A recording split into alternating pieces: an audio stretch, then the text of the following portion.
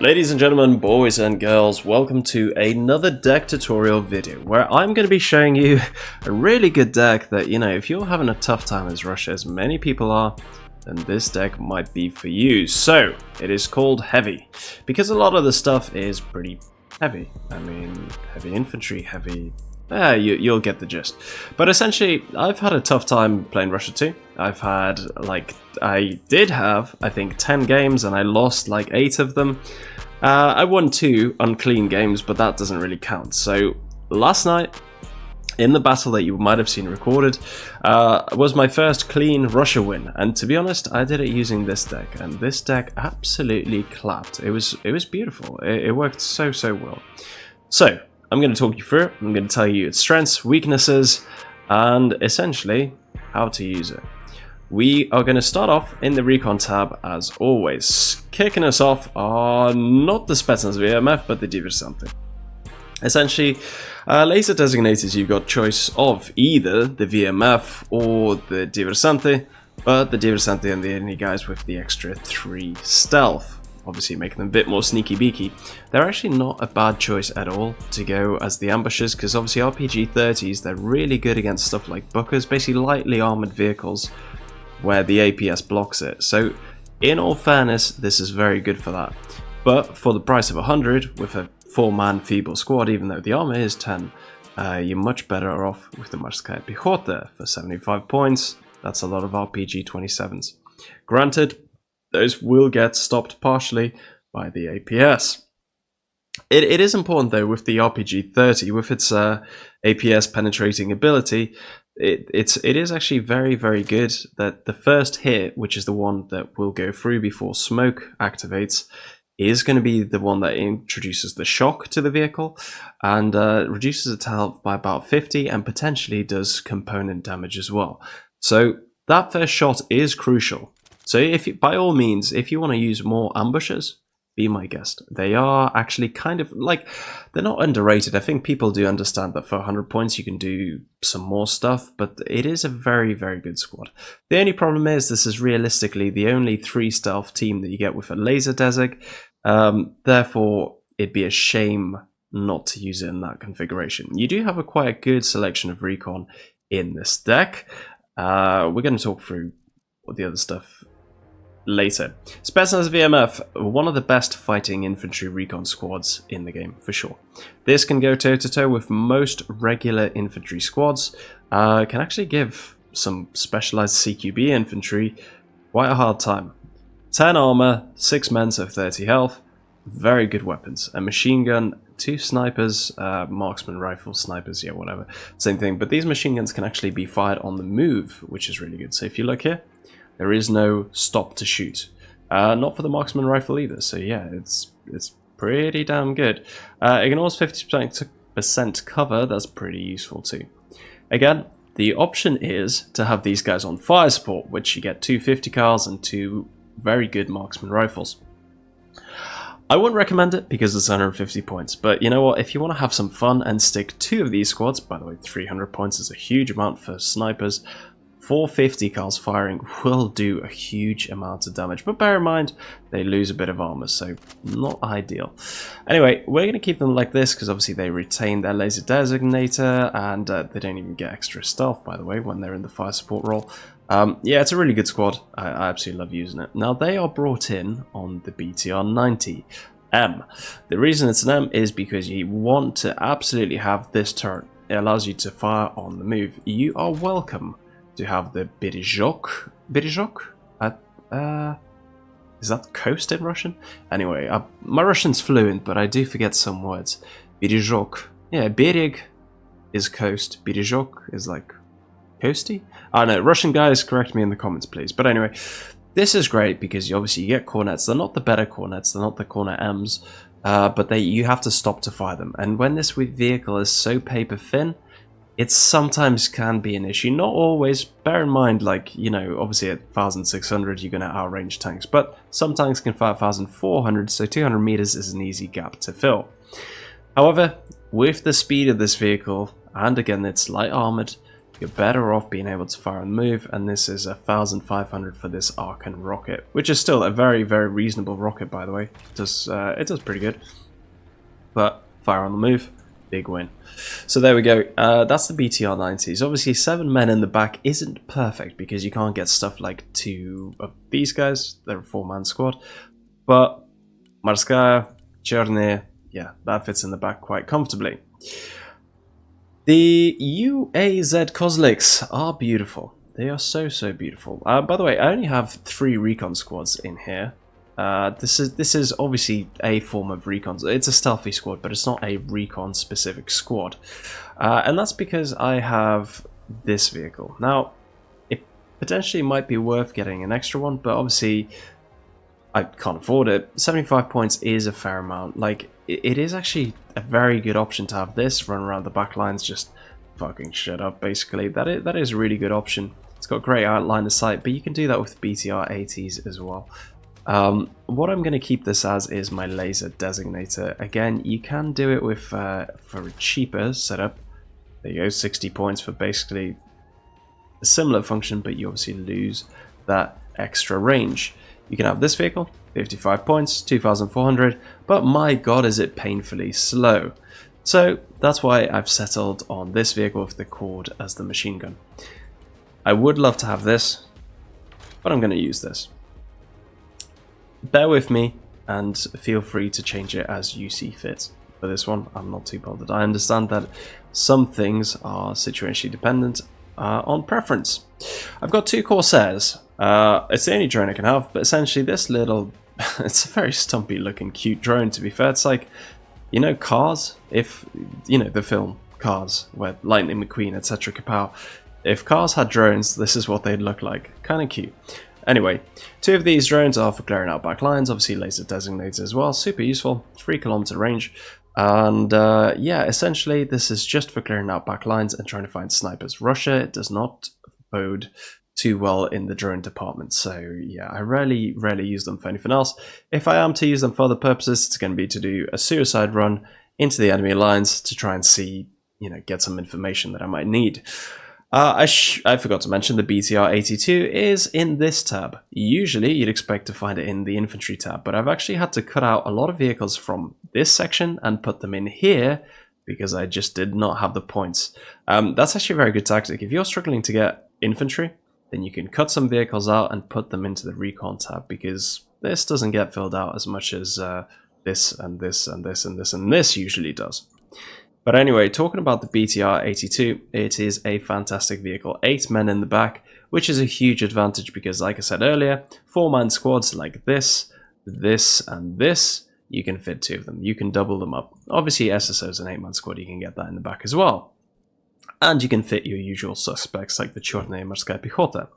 So yeah, great setup, works like a dream, just works beautifully, works really well. BTR-82s, you do want to put the Conqueror's missiles on them. They are weak, but you know what, they do the job. They do the job of harassing the enemy heavy armor.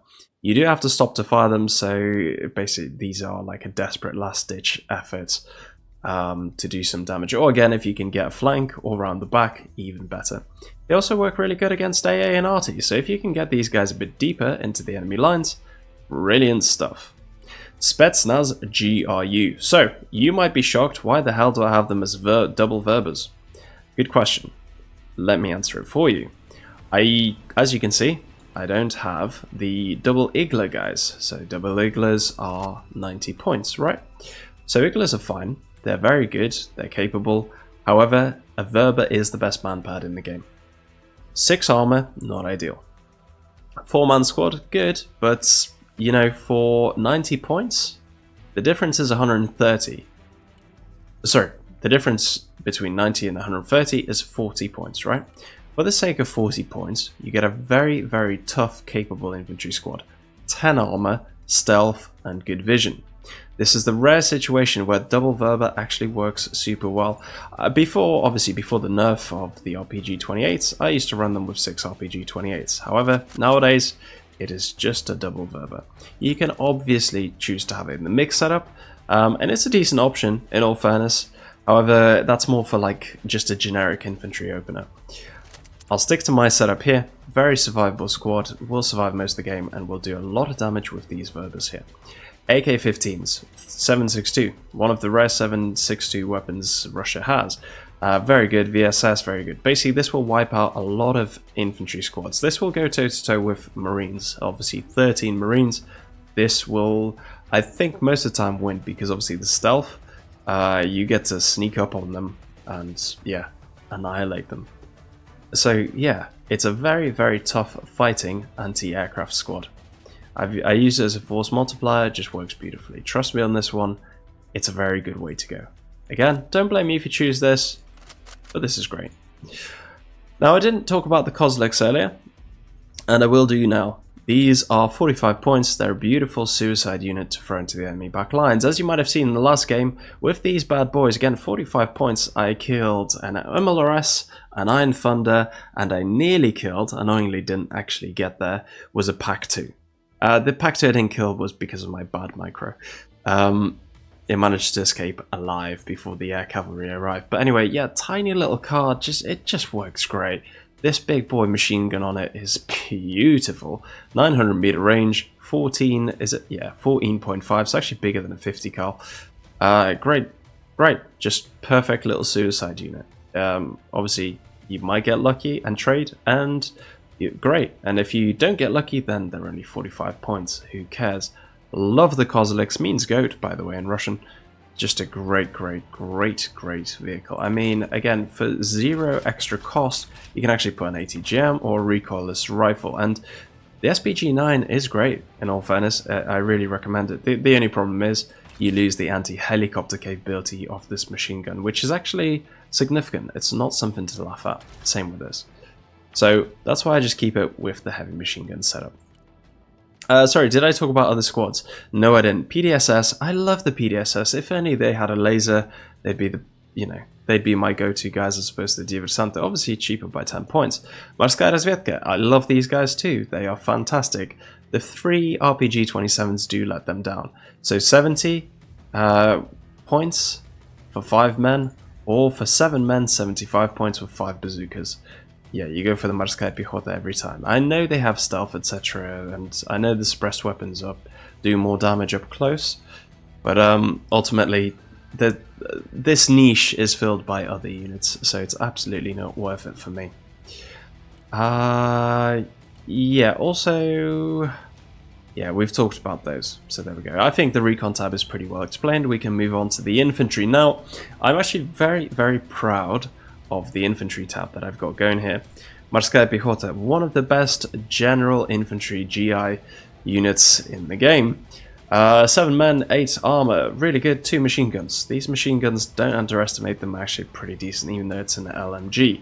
The best part about this is obviously it's a decent fighting infantry squad, but the 5 RPG-27s will fire sequentially, and if you get 2 of these guys in a forest together, really beautiful. The bonus is that you can have them in the back of one of these bad boys, and when they jump out, it works, yeah, they work great together. These work great paired with literally any of the squads.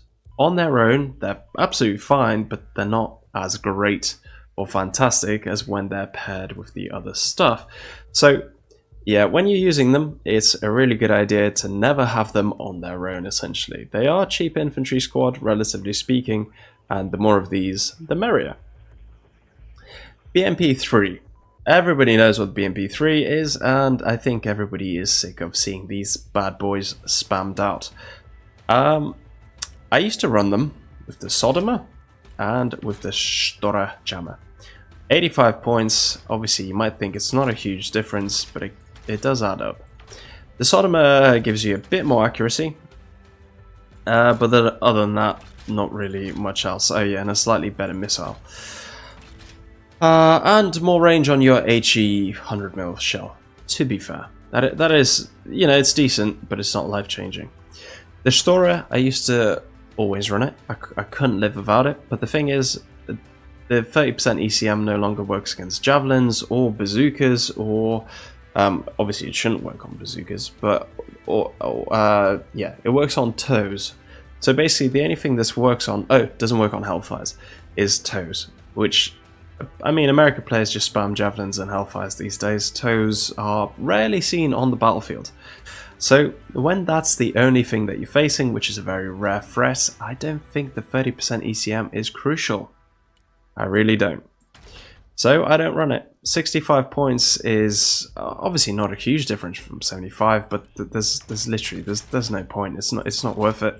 Not anymore. Not since the update. So yeah, I just run them as cheap as possible, and that is my general approach to infantry in Russia and all the units. The cheaper the better, because you trade way more favorably when all your stuff is super cheap.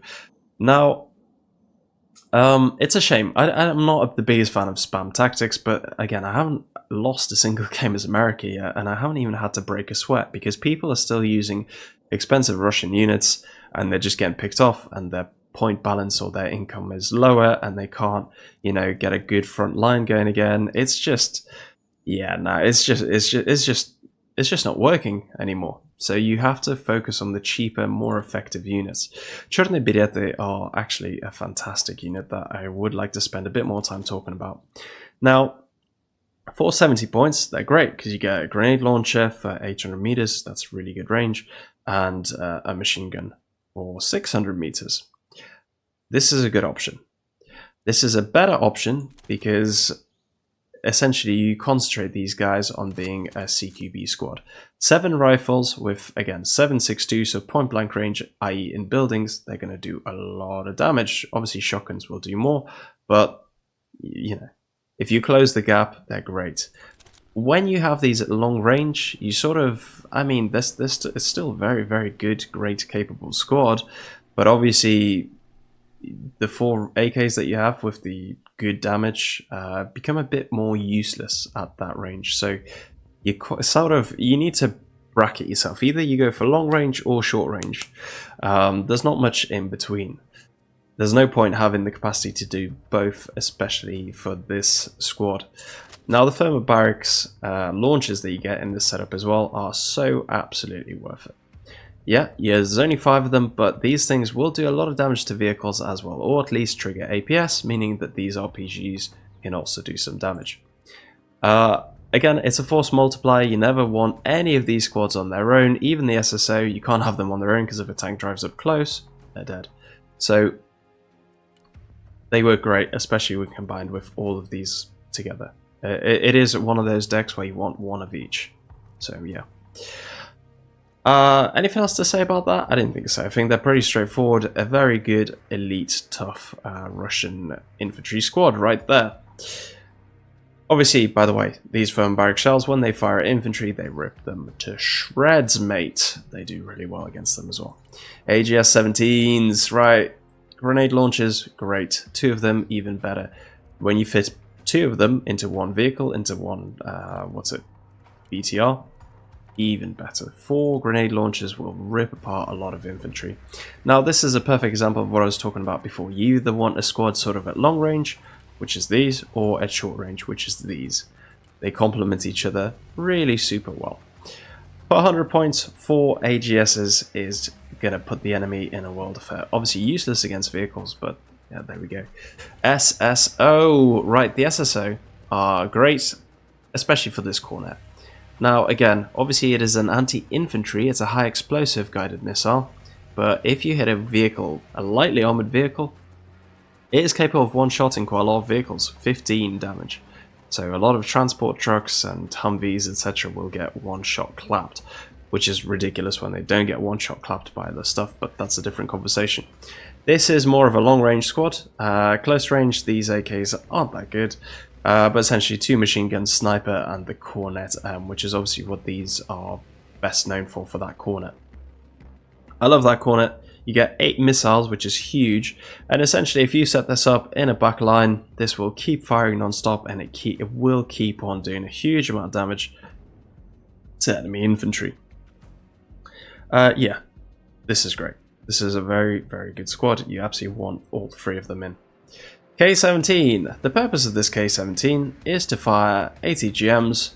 Obviously the corner M is the only way I can get corner M's in this deck. I can get them this way, but that's very, very expensive. I mean, again, 40 points difference, but you get 2 launches at the same time, and a lot more mobility, and a squad in the back, and APS, and a smoke. You definitely want this vehicle instead of these cornets. Yeah, K-17 is just my anti-tank speedy vehicle that can deploy troops. Yeah, I have it just for these cornets. That is it.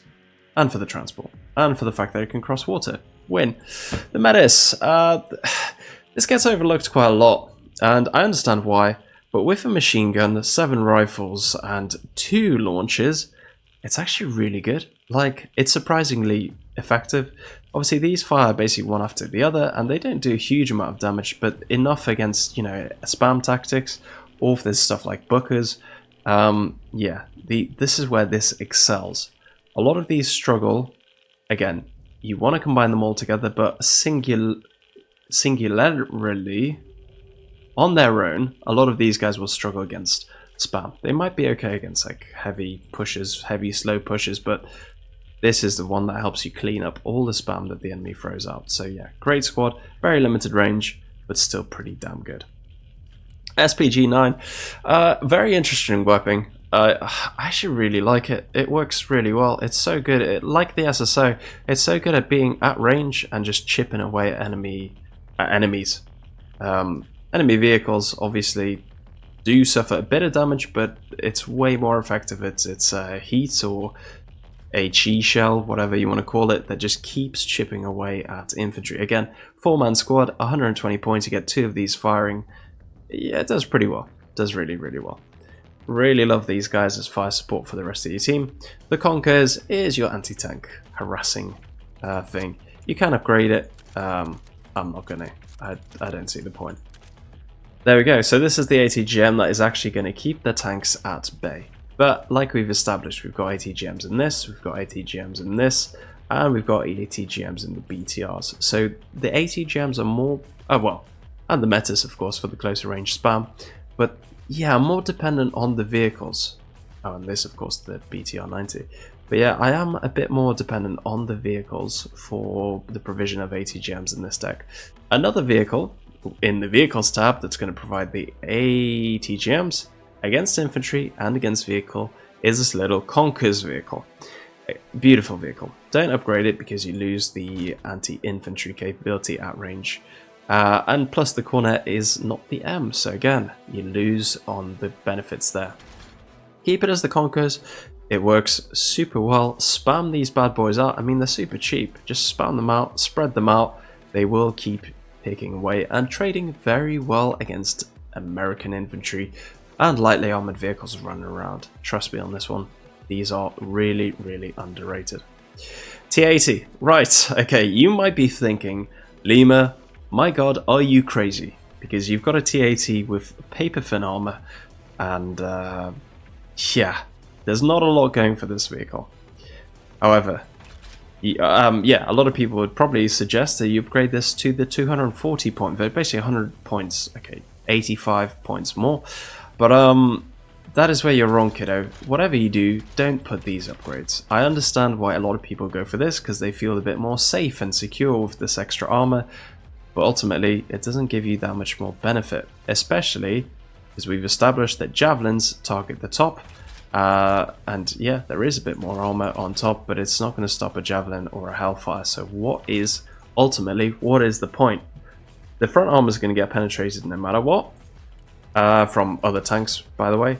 I know this gives you a bit more resistance, but for the price, I would much rather have 2 of these than 1 of these roaming the battlefield, and you can afford to have these as 2s. By the way, you only want them as 2s.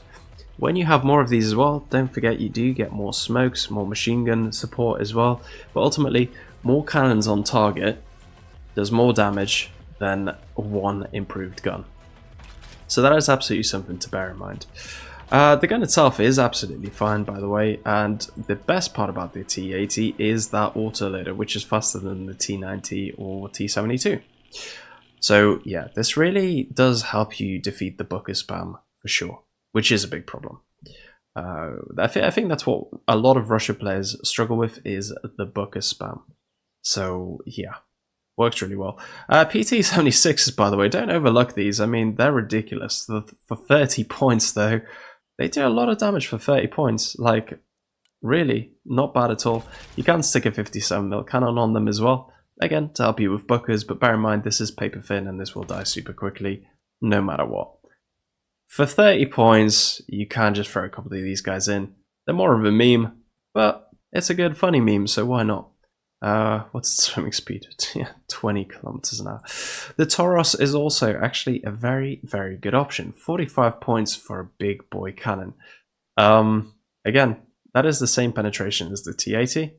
Slightly less damage, but for 45 points, it's actually a very good option. You know what? I wish, maybe I should try these out a bit more.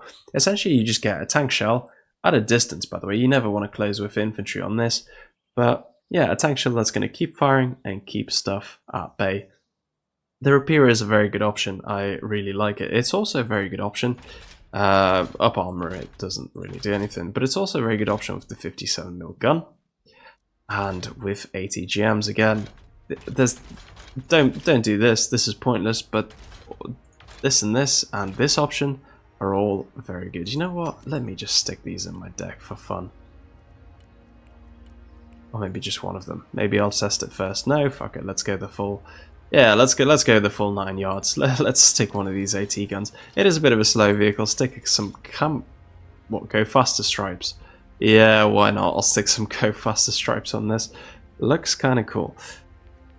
Yeah, we'll try this out. We'll see how it goes. I'm not gonna hold my breath, but it is very useful for fire support, especially again when you have these cheap paper thin tanks that aren't going to survive that long anyway. You just get an extra cannon for a very, very cheap price.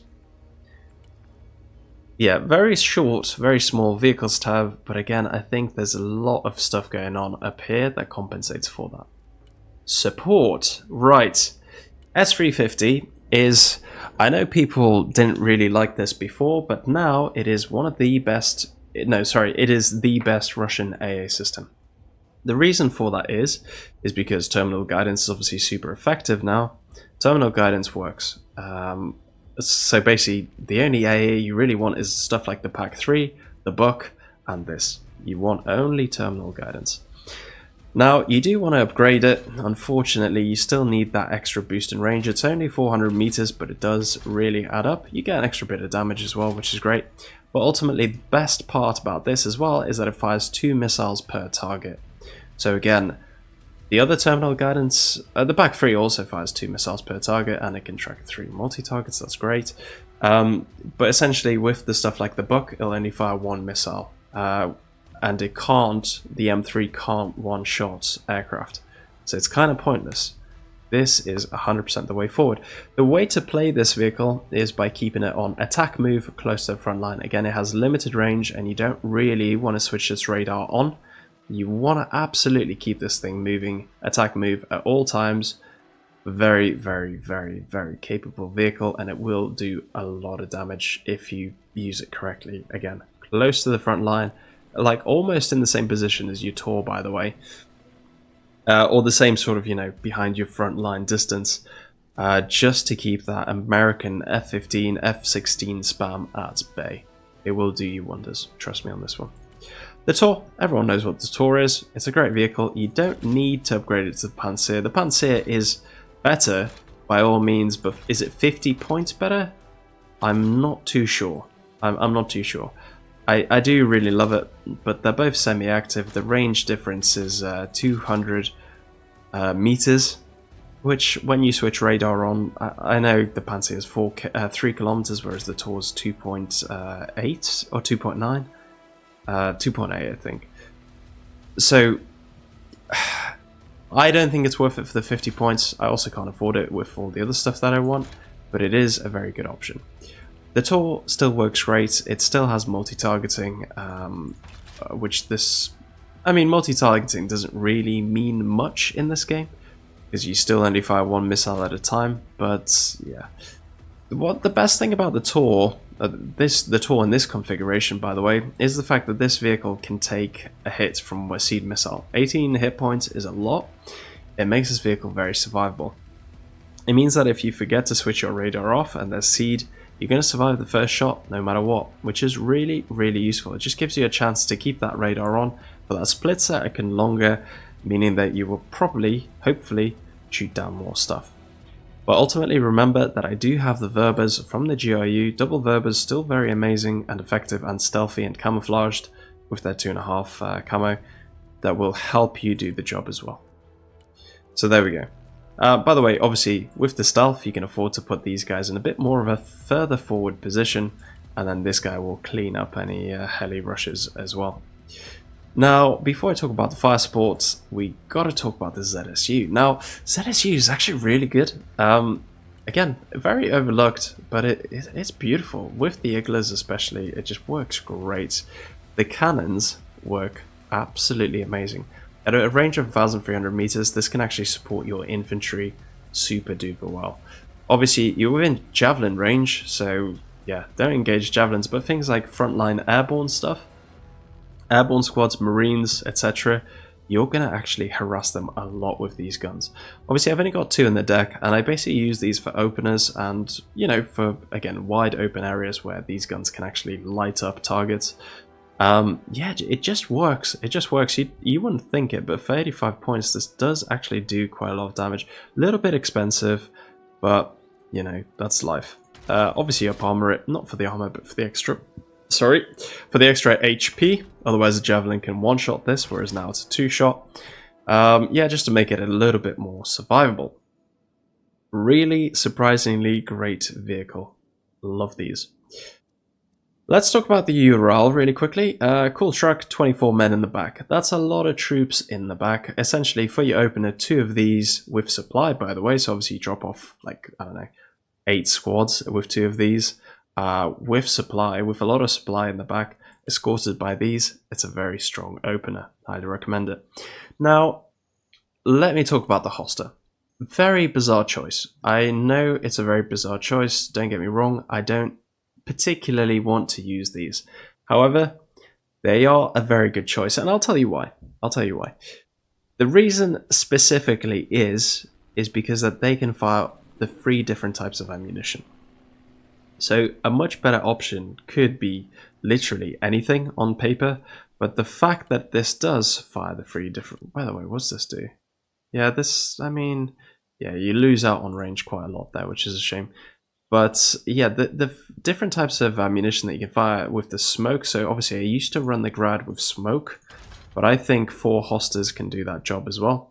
I used to run RT with... oh, you don't really have a choice of RT, of course not. Hoster is your only real choice. The mortars can potentially work, but they're a bit, yeah, they're a bit painfully slow, and I don't know. I'm just not the biggest fan of these for some reason. I know there's benefits to them. I know they're very survivable, and they have a good aim time, reload time, etc. The stats are very similar to the Hoster, but well, identical. If anything, is just more accurate actually. So. Don't get me wrong, I understand, but what I'm going to try do is use these guys for their laser designation. By the way, if you keep it on the unupgraded version, it gets a direct fire heat shell, which is really cool. But yeah, 4 of these guys will do, you know, a decent amount of work.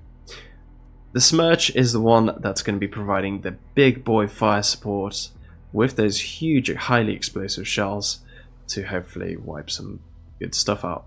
You can upgrade it to be laser guided, but I think, I don't know, I quite like the big area effects of damage that they do. You obviously absolutely want these paired up when you fire them, because 1 is not that, I mean, that is really bad dispersion. It's very inaccurate. You want these as a pair, and if you fire these as a pair at a target, you're going to do a lot of damage to that grid square. Obviously, keep them on rolling barrage and spread out the fire. Like, maybe put fire in a cross ahead of each other just to get a bigger area, or 2 lines parallel. Yeah, this will do a lot. It can work really well in certain situations. I wouldn't expect too much of it, and if you're aiming for backline stuff, which, by the way, it's a very long aim time, then yeah, you definitely need 2 of them to try and finish off that target, because this isn't that good for being precise. The other problem with the guided shells is, by the way, is that the resupply time and the supply weight is significantly larger. 4 seconds. When you times 4 by 12, It might not seem like a lot, but that is, yeah, 60 seconds, an entire minute slower to fully reload. And obviously it'll eat more supply. So yeah, I don't think it's worth it, because you kind of hinder yourself or limit. Like, laser guidance is good. You definitely don't want the cluster because it's not worth it. But yeah, choose probably either of these two. And yeah, I'll run it with the high explosive shells because I want it to just wipe out a grid square. If they do direct hit a tank, by the way, on the roof, the tank's going to be in deep, deep trouble. It is a very good idea to laser guide lots of stuff and try and target multiple targets at the same time, but that's going to take a lot of effort. In all fairness, when you're firing these bad boys, you do want, yeah, you do want a lot of concentration on these guys, because obviously it's a very expensive asset. It's got 12 shots. Once it shoots, your choices are either to RTB it or to reload it, fire again. Yeah, to state the obvious. Anyhow, that's that vehicle. Helicopters. We have a fantastic selection of helicopters, starting with the Katran. The Katran, the K-52, you want it in this setup, trust me on this one. Whenever you can put S-13s on your Russian helicopters, you absolutely should do so. And that is because they just hit a lot harder than the feeble S-8 rockets. The S-8s are fine, but these are just a lot better. Again, 6.5 damage, so 2 solid hits will kill a lot of backline stuff. So 2 hits as opposed to 3 solid hits. Are they more accurate as well? They feel more accurate, they feel more reliable. Now, the reason you want the guns as well is because this will rip apart helicopters, no problem. They will rip apart a lot of vehicles, no problem as well. The guns, I mean, you get 5 cannons here with this setup. Really, really lethal. The main reason, however, for the Katran is to be the one who leads the charge in front of the pack of the rest of the helicopters and soak up all the misses and the damage with the ECM, the tanky armor, and the flares. Essentially, this is the guy leading the charge. Now let's talk about the rest of the charge. The rest of the charge is going to be followed by the Mi-24s. Again, surprisingly great vehicle. You can't put the S-13s on here, so I'm going to have to stick to the S-8s. But yeah, great vehicle. If you saw the last battle, how much damage I managed to do with just one of these, just worth every penny. For 145 points, it's amazing. 5% ECM is not great though. The laser designator is really good as well. That helps me for my targets. Mi-24s, really good stuff too. Again, low ECM, but basically they're the ATGM carriers. You can actually upgrade them to have the R60s as well, which aren't really, really decent. But ultimately, yeah, it's. I don't think it's worth it. You make the helicopter. Still, 205 points is still very cheap for helicopters, but I think the philosophy for helis and aircraft is to make them as specialized as possible in the first instance, therefore keeping them as cheap as possible, and yeah, doing as much damage as possible that way. I'm just thinking, why have I got the Mi-24, not this one? Why do I have this one, not this one? I know the guns do more damage. That's potentially why, because these guns are unbelievably good. But these guns have got 2 barrels, as do these. I think literally I keep it like this because it's obviously slightly cheaper by 5 points, but also because yeah, even though these guns rotate 360, this one does a lot more damage, especially to helicopters. You know, for when you have the last survivors, you want this to engage and rip apart enemy helicopters. Obviously, this Mi-24 also brings in 8 men, so it's actually very good that if you're doing a heli push, you drop off the infantry first and continue for the heli push afterwards. The Mi-28 is fully set up for AA. The double Igla pods reflect this, and again, S-13s. Yeah, because they're really good. The Ka-29 is the last helicopter. Very ugly, but super cool helicopter. I love these things. Yeah, just guns on it. Basically, again, it's not a front line. This is just for dropping off supply. But should it feel like engaging some other stuff, then it's going to be very good. You're going to have a lot of fun with it. Yeah, 4 cannons. Oh, sorry, 5 cannons. and 1 minigun on it. Pretty gnarly stuff. I can't remember where the minigun goes. Is it over here? It's very hard to see. I think the minigun might be there. Anyway, moving on. Trust me, I know it might seem like a weak, feeble helicopter tab, but like, how often do helicopter missiles, apart from Hellfires, actually deliver a significant amount of damage? Like, I don't have Limas in this deck, and I probably wouldn't use them, I'll be honest, even if I did. But yeah, it just doesn't really hit the same for me. I mean, you can, by the way, trade these two, but I just love the K-29s. They're so cool. They're just so goddamn cool. Yeah, same armor, same health, and you can't put guns on this guy. Otherwise, I would. Yeah, there we go. Moving on. Actually, should I swap them out? Because you can get a lot more supply and a few more people in it. Or, I don't know. Tough decision, whatever. I'm just going to leave it because I think this is a super cool, super ugly helicopter. Aircraft. Now, aircraft I'm very, very pleased and happy about. Now, the reason for that is because you get the Su-24s. The Su-24s are one of the most underrated workhorses in the Russian deck. Out of all the vehicles and units that you can use, super good, super effective, especially for their price. It's basically a budget Su-34, which is obviously the what's the opposite of predecessor? The follower? This is the predecessor of the Su-34. Successor. The Su-34 is the successor of this. But ultimately, the stats are very similar. It actually has more default ECM than the Su-34, which is really cool. Let's talk about the ordnance. It's very similar to the 34 again. A few less options, like you don't get the Fab 3000. But I don't mind, because all I want these for is for the 4 clusters and 5 incendiary bombs. Now, they're both high drag, meaning that you drop this at low altitude and it makes it pretty survivable. Now, the options are 4 clusters, 5 firebombs, or you can have 6 clusters and 3 firebombs. I know that the most sensible choice... Oh, by the way, you can also have HE, should you wish. I know the sensible choice would be to do this, but I love doing this. So, I highly recommend that you do this. But I'm going to keep it like this, because I like it. It's more fun. So there we go. 4 clusters is usually, if you hit them spot on, which takes, a bit of skill, it's enough to kill 2 tanks, 2 Abrams. The fire, if it's not enough, the fire usually, obviously if you can incapacitate or immobilize the Abrams, the fire will finish it off. And the fire sticks around for ages, so I do love, like, again, if you saw the last video, I highly recommend it. It's linked in the description below.